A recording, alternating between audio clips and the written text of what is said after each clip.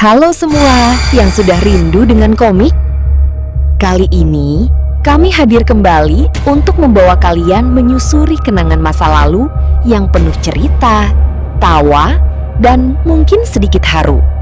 Siapkan diri kalian kembali ke zaman dulu, karena setiap cerita yang akan kalian lihat bukan sekedar gambar, melainkan potongan nostalgia yang pernah kalian rasakan.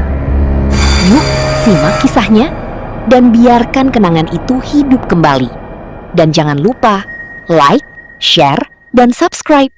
Selamat menonton. Halo semua. Pada episode kali ini, kami akan bercerita tentang Gunung Ciremai. Sebagai puncak tertinggi di Jawa Barat, memiliki berbagai misteri dan mitos yang melegenda di kalangan pendaki dan warga setempat. Cerita horor yang populer antara lain penampakan kakek berjubah putih di Batu Lingga, harimau bermata satu, sosok mini pelet, suara gamelan gaib, hingga kisah pendaki yang tersesat atau mengalami kejadian mistis. Selamat menonton!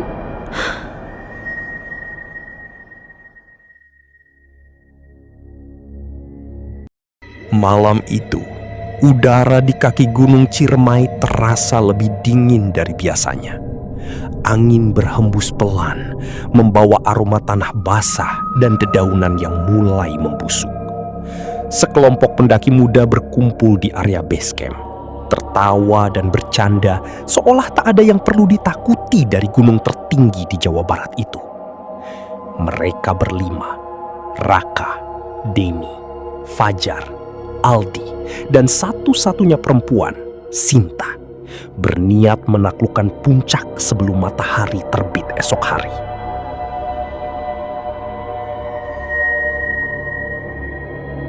Seorang penjaga base camp yang sudah tua memperingatkan mereka sebelum berangkat. Suaranya pelan tapi tegas. Di Ciremai ada aturan yang tidak tertulis. Jangan berkata kotor, jangan sombong, dan jangan menantang sesuatu yang tidak kalian lihat. Namun Raka hanya tertawa kecil. Ia menganggap semua itu hanya mitos untuk menakut-nakuti pendaki baru. Teman-temannya pun ikut mengangguk santai, menganggap nasihat itu tidak lebih dari cerita lama.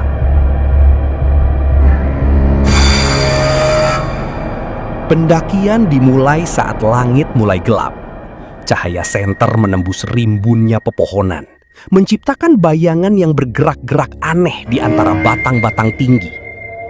Awalnya, perjalanan terasa biasa saja. Mereka berjalan sambil bercanda, bahkan sesekali mengucapkan kata-kata kasar saat kelelahan mulai terasa. Denny sempat bersiul keras, padahal Sinta mengingatkan bahwa bersiul di gunung sering dianggap pamali. Namun Denny justru tertawa lebih keras, seolah menantang keheningan hutan. Memasuki pos kedua, suasana mulai berubah. Angin yang tadinya pelan, tiba-tiba menjadi dingin menusuk. Suara hutan mendadak senyap, seolah semua makhluk hidup berhenti bergerak. Raka merasa seperti ada yang memperhatikan mereka, tapi ia menepis perasaan itu. Hingga tiba-tiba terdengar suara langkah kaki lain mengikuti dari belakang. Saat mereka berhenti, suara itu ikut berhenti. Saat berjalan, suara itu muncul lagi. Aldi mencoba menenangkan diri dengan bercanda, tapi tawanya terdengar dipaksakan. Sinta mulai gelisah. Ia merasa ada yang tidak beres sejak mereka mengabaikan peringatan di base camp. Namun Raka tetap bersikeras untuk melanjutkan. Ia bahkan sempat berkata dengan nada menantang, "Kalau memang ada yang jaga gunung ini, sini, tunjukin diri." Ucapan itu seolah menjadi pemicu. Tak lama setelah itu, kabut turun begitu tebal. Jarak pandang hanya beberapa meter. Jalur yang tadi jelas kini terasa asing. Mereka mencoba mengikuti tanda-tanda yang ada, tapi setiap langkah justru membawa mereka ke tempat yang sama. Pohon dengan bentuk melengkung aneh itu terus muncul berulang kali, seakan mereka berjalan berputar tanpa sadar. Fajar yang sejak tadi diam, tiba-tiba menunjuk ke arah kabut. Di kejauhan, terlihat sosok berdiri membelakangi mereka. Tingginya tidak Tubuhnya kurus memanjang dan rambutnya terurai hingga menyentuh tanah. Sosok itu diam, tidak bergerak sedikit pun. Nafas mereka tercekat. Tidak ada yang berani mendekat, tapi juga tidak ada yang bisa berpaling. Sinta berbisik lirih, mengingatkan untuk tidak menatap terlalu lama. Tapi Denny yang masih keras kepala justru berteriak, "Hei, ngapain di situ?" Sosok itu perlahan memutar kepalanya, bukan tubuhnya, hingga wajahnya menghadap mereka. Mata hitam pekat tanpa putih, dan senyum yang terlalu lebar hingga hampir merobek pipinya. Sekejap kemudian, sosok itu menghilang. Kepanikan mulai menyelimuti mereka. Raka yang tadi paling berani kini terlihat pucat. Mereka memutuskan untuk turun, membatalkan pendakian. Namun jalur turun pun tidak ditemukan. Kompas berputar tak menentu. GPS tidak menunjukkan lokasi yang jelas. Mereka benar-benar tersesat. Malam semakin larut dan satu persatu kejadian aneh mulai terjadi. Fajar menghilang saat mereka berhenti sejenak. Hanya suara langkahnya yang terdengar menjauh, lalu lenyap begitu saja. Mereka memanggil namanya, tapi yang menjawab hanyalah gema aneh yang terdengar seperti tawa. Aldi mulai bertingkah aneh. Ia berbicara sendiri, seolah ada seseorang di sampingnya. Tatapannya kosong, dan sesekali ia tersenyum tanpa alasan. Hingga tiba-tiba ia berlari masuk ke dalam hutan, meninggalkan yang lain tanpa bisa dikejar. Kini hanya tersisa Raka, Denny, dan Sinta. Sinta menangis, menyesali semua yang terjadi. Ia yakin semua ini akibat mereka melanggar pantangan. Raka yang mulai kehilangan akal sehatnya hanya diam, sementara Denny masih mencoba bersikap kuat meski suaranya bergetar. Saat fajar hampir menyingsing, mereka menemukan sebuah lapangan kecil. Berdiri batu besar yang dipenuhi lumut. Tanpa sadar, Raka mendekat dan menyentuh batu itu. Seketika ia terjatuh, tubuhnya kaku, matanya terbuka lebar seperti melihat. Keesokan harinya, tim SAR menemukan Sinta sendirian di dekat jalur resmi. Ia selamat, tapi tidak bisa berbicara dengan jelas. Hanya satu kalimat yang terus ia ulangi dengan suara gemetar. "Kami tidak seharusnya melanggar." Raka dan Denny tidak pernah ditemukan. Begitu juga dengan Fajar dan Aldi. Sejak saat itu, para pendaki yang melewati jalur tersebut sering mendengar suara langkah tambahan di belakang mereka. Kadang terdengar tawa pelan atau bisikan yang menyebut nama mereka. Beberapa hari setelah kejadian itu, kondisi Sinta masih belum stabil. Ia dibawa ke rumah sakit terdekat, tapi tidak ditemukan luka fisik yang berarti. Namun setiap kali malam tiba, ia selalu terbangun dengan teriakan histeris. Matanya menatap kosong ke sudut ruangan, seolah melihat sesuatu yang tidak terlihat oleh orang lain. Perawat yang berjaga sering mendengar ia berbisik, memanggil nama teman-temannya satu persatu, lalu tiba-tiba menangis ketakutan.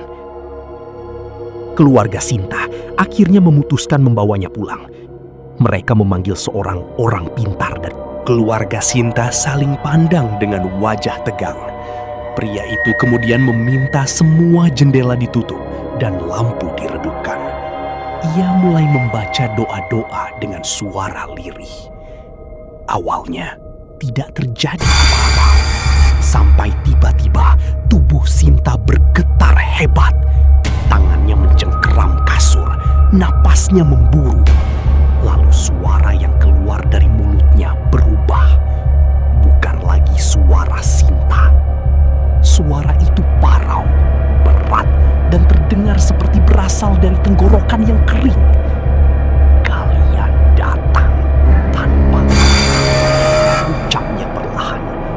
Semua orang yang ada di ruangan itu langsung merinding. Orang tua itu tetap tenang. Ia bertanya, "Apa yang kau inginkan?"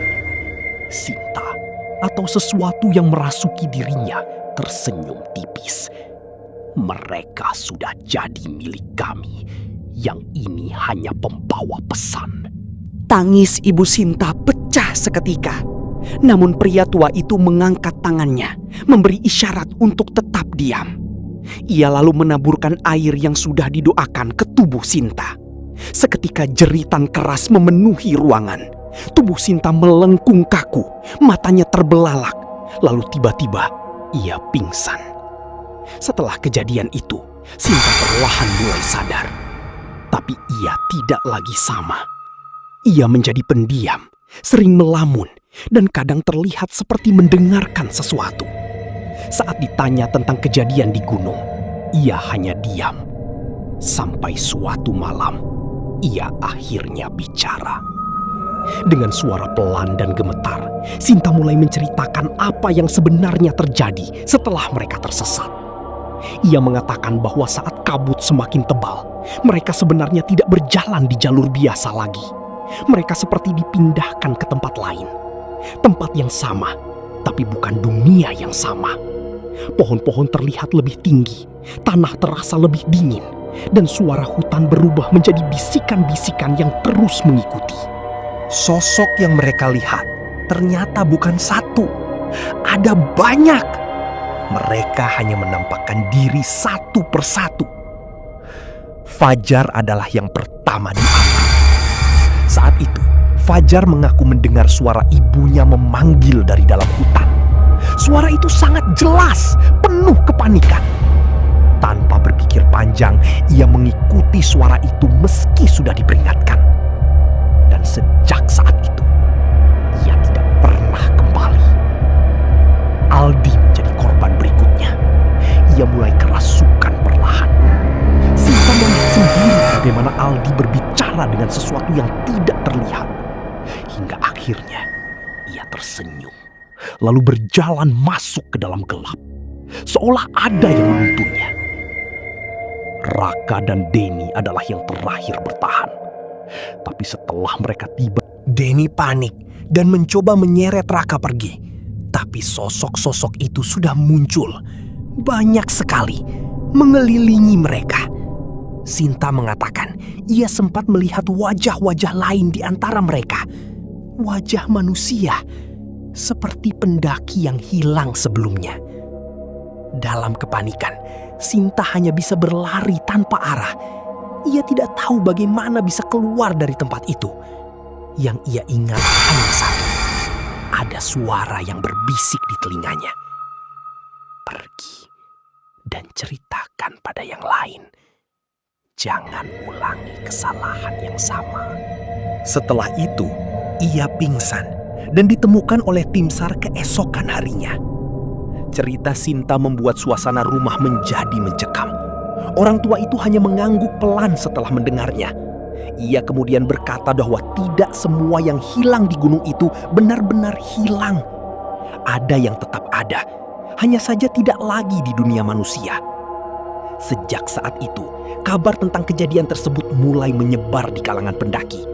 Banyak yang mengaku melihat penampakan di jalur yang sama. Ada yang mendengar suara memanggil nama mereka. Bahkan beberapa pendaki mengaku melihat sosok seseorang berjalan. Waktu berlalu, tapi luka yang ditinggalkan kejadian di Gunung Ciremai tidak pernah benar-benar sembuh. Rumah Sinta kini terasa lebih sunyi dari sebelumnya. Ia memang sudah kembali normal, bisa berbicara, bisa makan, bahkan sesekali tersenyum. Tapi sorot matanya berbeda. Ada ketakutan yang menetap, seolah sebagian dari dirinya masih tertinggal di gunung itu. Setiap malam, Sinta sering duduk di dekat jendela kamarnya, menatap ke arah langit gelap. Kadang ia berbisik pelan, memanggil nama teman-temannya. Denny, Fajar, Aldi. Suaranya lirih, penuh harap, seolah mereka masih bisa mendengar. Di sisi lain, keluarga para pendaki yang hilang mulai berdatangan. Mereka mencari jawaban. Mereka ingin tahu apa yang sebenarnya terjadi pada anak-anak mereka. Rumah Sinta menjadi tempat penuh tangis dan pertanyaan yang sulit dijawab. Ibu Raka datang dengan wajah pucat. membawa jaket milik anaknya. Ia memeluk Sinta sambil menangis tanpa suara. Raka bilang dia cuma naik sebentar. Katanya mau lihat matahari dari atas. Ucapnya terbata. Sinta hanya bisa menangis. Tak sanggup menjelaskan bahwa mungkin Raka tidak akan pernah melihat matahari lagi. Ayah Denny lebih memilih diam. Ia duduk lama di ruang tamu, menatap lantai tanpa ekspresi. Tapi dari matanya yang memerah, jelas terlihat betapa berat yang ia rasakan. Saat akhirnya ia bicara, suaranya sangat pelan. Denny itu keras kepala, tapi dia anak baik. Dia pasti takut di sana. Kalimat itu membuat Sinta tak kuasa menahan air mata. Ia ingin berkata bahwa Denny tidak sendirian. Tapi kata-kata itu terasa tidak cukup untuk mengobati kehilangan sebesar itu. Hari-hari berlalu dengan suasana duka. Upaya pencarian sebenarnya sempat dilakukan lagi, tapi hasilnya nihil. Gunung Ciremai seolah menutup rapat rahasianya. Tidak ada jejak, tidak ada petunjuk. Hanya hutan sunyi yang menyimpan cerita. Hingga suatu malam, sesuatu kembali terjadi. Sinta terbangun dari tidurnya dengan napas tersengal. Ia mendengar suara yang sangat ia kenal. Suara langkah kaki di luar rumahnya. Perlahan, 1, 2, 3, lalu jantungnya berdegup kencang, tubuhnya gemetar. Tapi entah kenapa, ada rasa rindu yang begitu kuat. Dengan langkah pelan, ia berjalan menuju pintu. Tangannya terulur untuk membukanya, meski pikirannya berteriak untuk berhenti. Saat pintu terbuka, angin dingin langsung menyapu wajahnya. Di sana berdiri seseorang. Sosok itu kotor, pakaiannya robek, wajahnya pucat, tapi sangat familiar. Air mata Sinta langsung jatuh. Ia ingin memeluknya, ingin memastikan bahwa ini nyata. Dan kamu pulang? Suaranya bergetar penuh harapan. Denny tersenyum tipis, tapi senyum itu terasa aneh. Matanya kosong, terlalu kosong. Yang lain masih di sana, katanya pelan. Sinta membeku. Perlahan, dari balik kegelapan muncul sosok lain. Raka, Fajar, Aldi.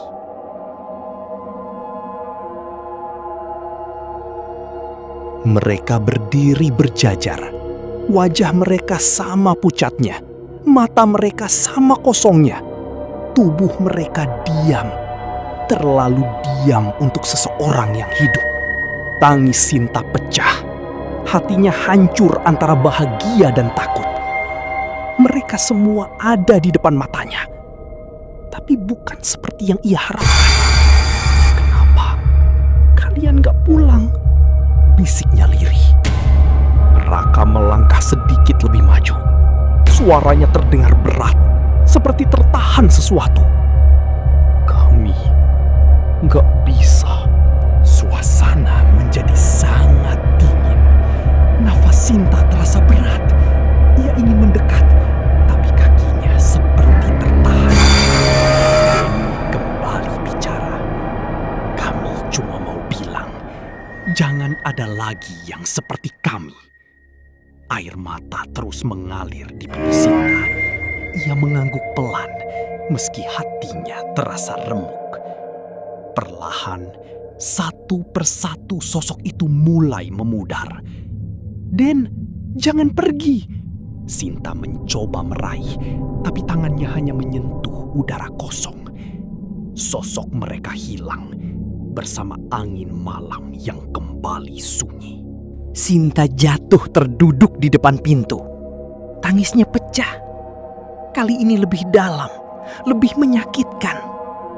Bukan hanya karena kehilangan, Tapi karena ia tahu sekarang, mereka tidak akan pernah benar-benar kembali.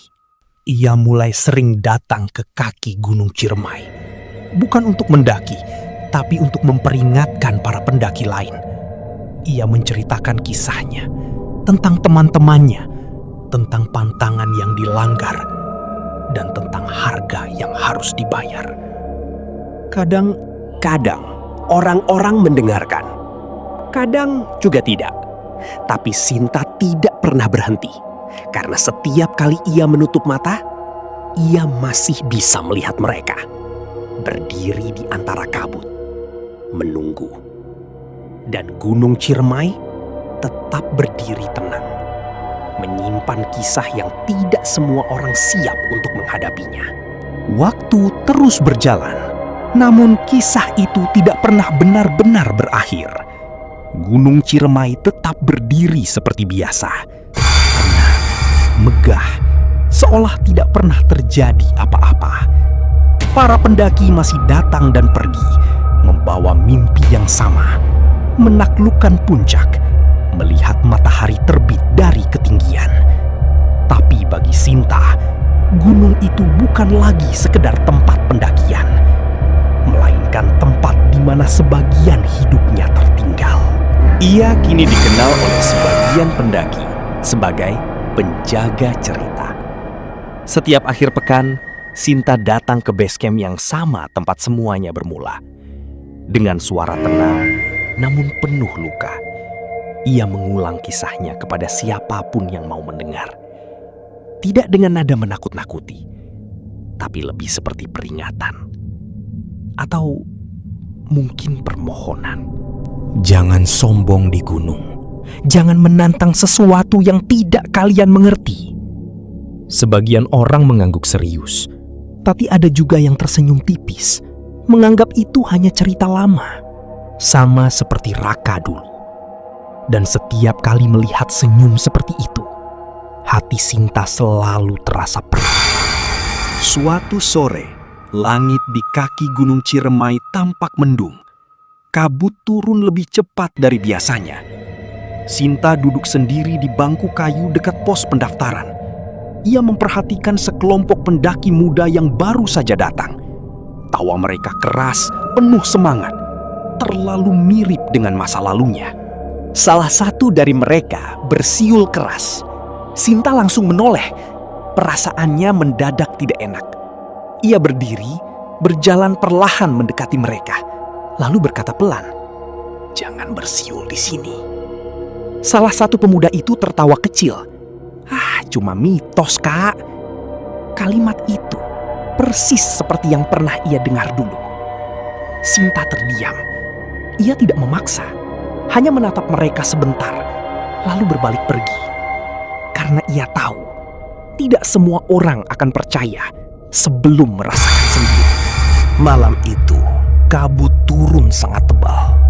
Dan untuk pertama kalinya setelah sekian lama, Sinta merasakan sesuatu yang membuat tubuhnya merinding.